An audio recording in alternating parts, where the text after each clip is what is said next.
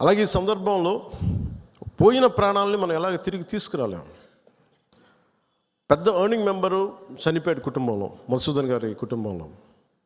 So మనందరి తరపున, మీ అందరి తరపున, పార్టీ తరపు నుంచి ఆయనకి ఒక 50 లక్షల రూపాయలు ఆయన కుటుంబానికి అందజేస్తున్నాం. అని నాకు ఎప్పుడు డబ్బులు అనౌన్స్ చేయడం ఇబ్బందిగా ఉంటుంది. దేనికంటే మనిషి ప్రాణాలకు విలువ కట్టడం నాకు ఇష్టం ఉండదు. కానీ కొన్ని సందర్భాల్లో అది చిన్నపాటి ఊతం అవుద్ది అంతే.